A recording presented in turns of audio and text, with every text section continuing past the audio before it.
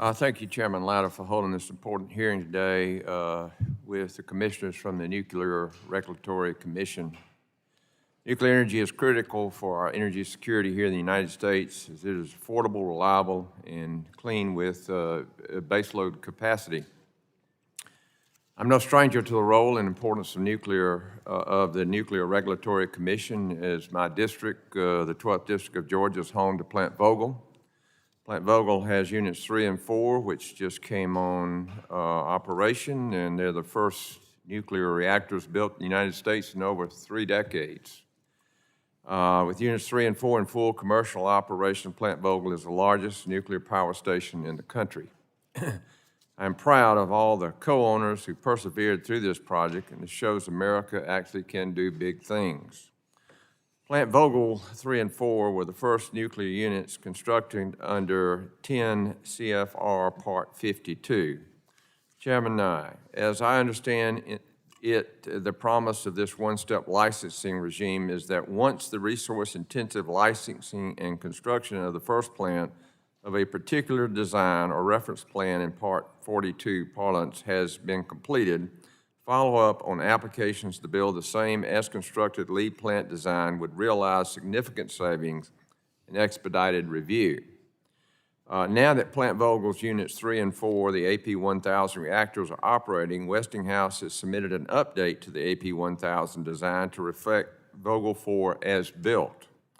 Chairman, now what order of magnitude in resource and schedule savings should a future applicant referring the Plant Vogtle 4 completed reactor design expect to see? Thank you, Congressman Allen, for the question.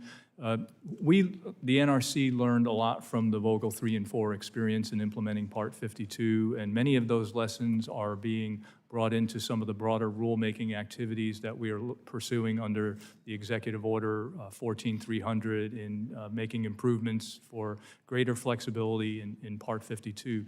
Notwithstanding, we just received the latest revision for the Westinghouse AP1000 design, and that was basically taking what Unit 4 looks like and putting that into the certified design. We expect to make that safety decision in a credible manner in a very expedited period of time, probably before the end of this year.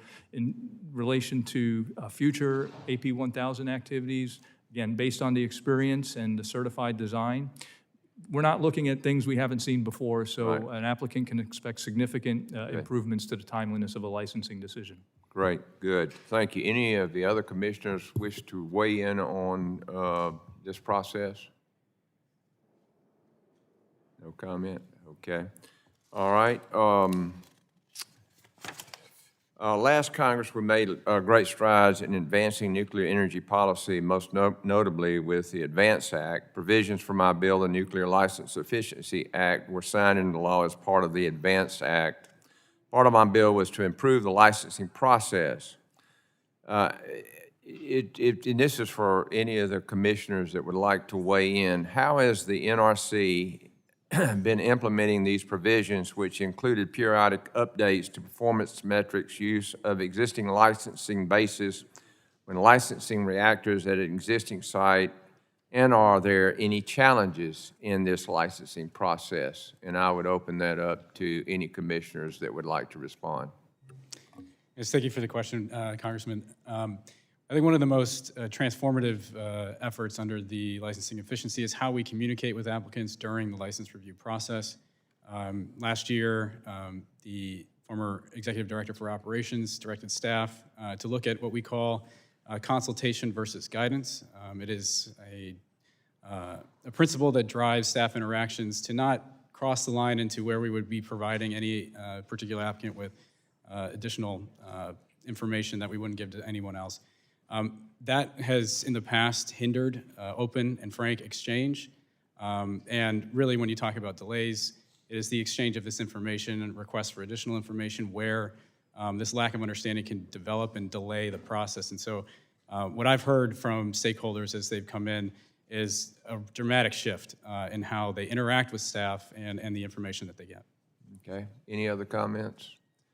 Well, I'm out of time, but I will say we had a dinner last night with Atlantic Energy, and I will say that technology has really improved our ability to process all of this information and get this permitting under control and get these, we got to get these things built across the country. And I do appreciate all of you being here today and your work in this important endeavor. And I yield back, Mr.